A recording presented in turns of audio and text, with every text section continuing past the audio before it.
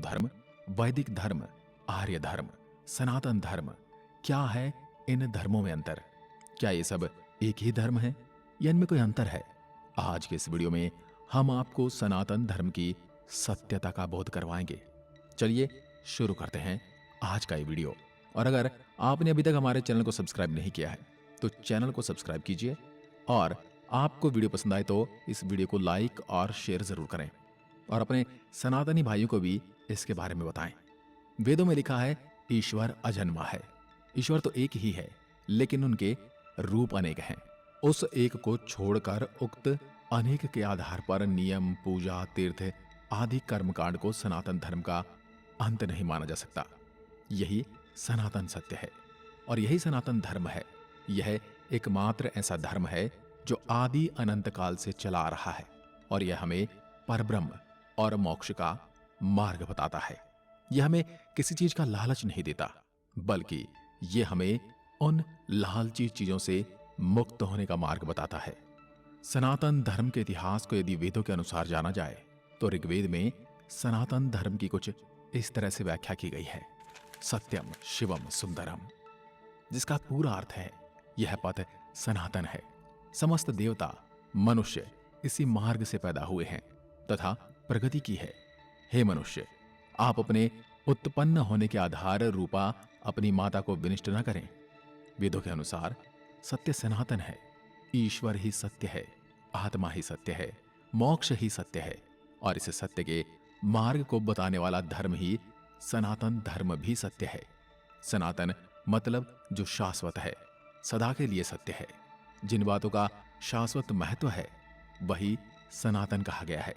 वह सत्य जो आदिकाल से चला आ रहा है और इसका कभी कोई अंत नहीं है, जिनका न कोई आरंभ है और न अंत है, उस सत्य को ही सनातन सत्य धर्म कहा गया है। सनातन धर्म के मूल तत्व अहिंसा, दया, श्रम, दान, जप, तप, यम, नियम आदि हैं, जिनका शाश्वत महत्व अन्य प्रमुख धर्मों के उदय होने से पूर्व वेदों में इन सिद्धांतों को प्रतिपादित कर दिया गया था।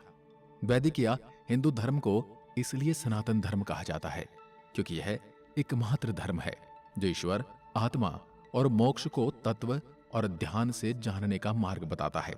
मोक्ष की परिभाषा इसी धर्म की देन है। एक निष्ठता, ध्यान, मौन और तप सहित यम नियम के अभ्यास और जागरण का मोक्ष मार्ग है। अन्य कोई मोक्ष का मार्ग नहीं है। मोक्ष से ही आत्मज्ञान और ईश्वर का ज्ञान होता है। ऋग्वेद के अनुसार यही सनातन धर्म का सत्य है। सनातन धर्म के इतिहास में 108 उपनिषद हैं। इनमें से एक बृहदारण्यक उपनिषद की हम बात करते हैं।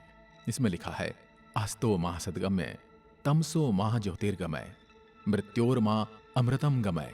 अर्थात हे ईश्वर, मुझे असत्य से सत्य की ओर ले चलो, अंधकार से प्रकाश की ओर ले चलो, मृत्यु से अमृत की ओर ले चलो।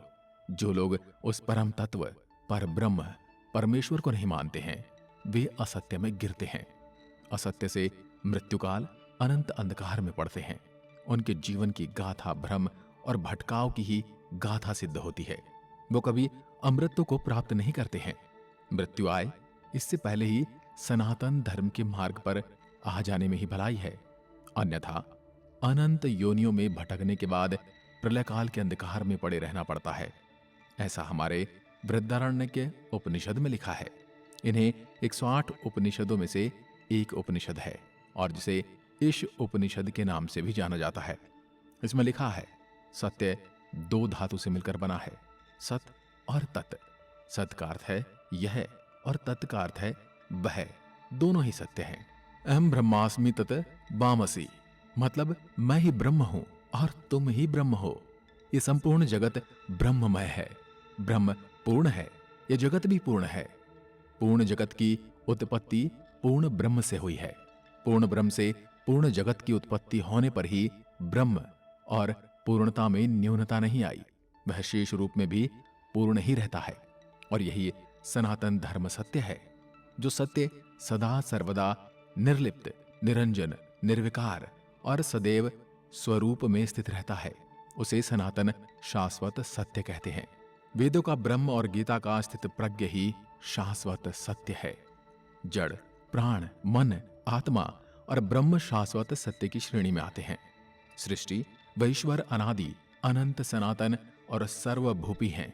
दोस्तों, आपको हमने बताया कि सनातन धर्म का अर्थ है शाश्वत या सत्य। जो सत्य है वही सनातन है और इसी को सनातन धर्म कहते हैं। तो अगर हम बात करें सनातन धर्म से जुड़े जड़ तत्व की, तो वो ये है आकाश, वायु, जल, पृथ्वी और अग्नि, जिन्हें हम देख सकते हैं, जिन्हें हम आभास या महसूस कर सकते हैं और जिनको अभिभूत कर सकते हैं। तो यही शाश्वत सत्य की श्रेणी में भी आते हैं। यह अपना रूप बदल सकते हैं लेकिन समाप्त नहीं होते। प्राण की भी अपनी अवस्थाएं हैं। प्राण, अपान, समान और यम। ज्ञानी लोग ब्रह्म को निपुण और सगुण कहते हैं। उक्त सारे भेद तब तक विद्यमान रहते हैं जब तक कि आत्मा मोक्ष प्राप्त न कर ले। यही सनातन धर्म का सत्य है। अभी तक आपने जाना कि सनातन धर्म क्या है और इसकी उत्पत्ति कहां से हुई और इसके साक्ष्य और प्रमाण हमारे पास क्या हैं। लेकिन हम बात करते हैं हिंदुत्व, आर्यव्रत और वैदिक। इनके नाम क्यों और कैसे रखे गए, इनका इतिहास क्या है, या ये कहें कि इनका रहस्य क्या है। हम अगर बात करें हिंदुत्व धर्म की, तो ईरानी अर्थात पारसी देश के पारसियों की धर्म पुस्तक अविस्था में हिंदू और आर्य शब्द का उल्लेख मिलता है। दूसरी ओर अन्य इतिहासकार मानते हैं कि चीनी यात्री ह्वेनसांग के समय में हिंदू शब्द की उत्पत्ति इंदु से हुई है। इंदु शब्द चंद्रमा का पर्यायवाची शब्द है। भारतीय ज्योतिषीय गणना का आधार चंद्रमास ही है। चाइना के लोग भारतीय को इंतु हिंदू कहने लगे। कुछ विद्वान कहते हैं कि हिमालय से हिंदू शब्द की उत्पत्ति हुई। हिंदू कुछ पर्वत के नाम से ही हमारे धर्म का नाम हिंदू पड़ा। और वहीं दूसरी ओर अगर हम बात करें कि आर्यव्रत क्या है, आर्य धर्म क्या है, और आर्य समाज के लोग इसे आर्य धर्म कहते हैं। किसी जाति या धर्म का नाम न होते हुए इसका अर्थ श्रेष्ठ माना गया है, अर्थात जो मन, वचन और कर्म से श्रेष्ठ है वही आर्य है। बौद्ध धर्म के 4 आर्य सत्य का अर्थ ही 4 श्रेष्ठ सत्य होता है। बुद्ध कहते हैं कि उक्त शेष व शाश्वत सत्य को जानकर ही अस्तांगिक मार्ग पर चलना इस धर्मो सनातनो, अर्थात यही सनातन धर्म कहलाता है। इस प्रकार आर्य धर्म का अर्थ शेष क्षमा होता है। प्राचीन भारत को आर्यव्रत भी कहा जाता है, जिसका तात्पर्य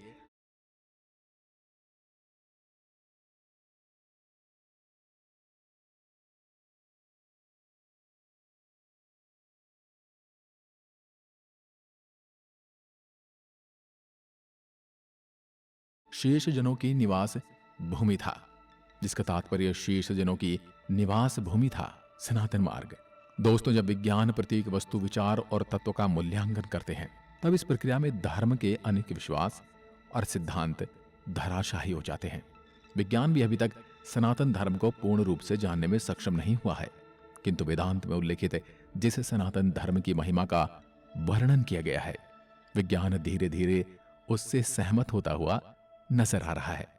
हमारे ऋषि मुनियों ने ध्यान और मोक्ष की गहरी अवस्था में ब्रह्म के रहस्य को जानकर उसे स्पष्ट तौर पर व्यक्त किया है। वेदों में सर्वप्रथम ब्रह्म और ब्राह्मण के रहस्य से पर्दा हटाकर मोक्ष की धारणा को प्रतिपादित कर उसके महत्व को समझाया गया था। मोक्ष के बिना आत्मा की कोई गति नहीं है, इसलिए ऋषियों ने मोक्ष के मार्ग को ही सनातन मार्ग माना है। किंतु मोक्ष का मार्ग है क्या? धर्म, अर्थ, काम और मोक्ष में मोक्ष जीवन का अंतिम लक्ष्य है। यम, नियम, अभ्यास और जागरण से ही मोक्ष मार्ग प्राप्त होता है। जन्म और मृत्यु मिथ्या है, जगत ब्रह्म पूर्ण है। ब्रह्म और मोक्ष ही सत्य है। मोक्ष से ही ब्रह्म हुआ जा सकता है। इसके अलावा स्वयं के अस्तित्व को कायम करने के कोई उपाय नहीं है।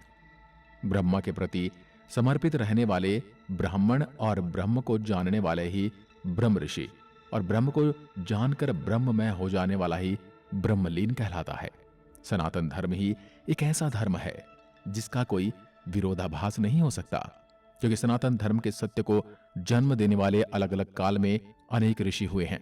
उक्त ऋषि को दृष्टा कहा जाता है, अर्थात जिन्होंने सत्य को जैसा देखा वैसा ही कहा। इसलिए सब ऋषियों की बातों में एक रूपता दिखाई देती है। जो उक्त ऋषियों की बातों को समझ नहीं पाते हैं वे उसे भेदभाव करते हैं।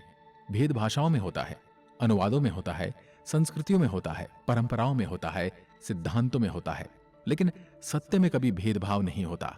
इसलिए सनातन धर्म एकमात्र ऐसा धर्म है जिसका कोई विरोधाभास नहीं है। सनातन ही सत्य है और सत्य ही सनातन है। दोस्तों, आज के वीडियो में बस इतना ही। अगर वीडियो आपको ज्ञानवर्धक लगा हो तो कमेंट में लिखकर जरूर बताएं, और ऐसी वीडियो अगर आप देखना चाहते हैं तो चैनल को सब्सक्राइब करें और कमेंट में लिखकर बताएं, ताकि हम ऐसी ही ज्ञानवर्धक वीडियो आपके लिए लाते रहें। जय हिंद, जय भारत, जय सनातन।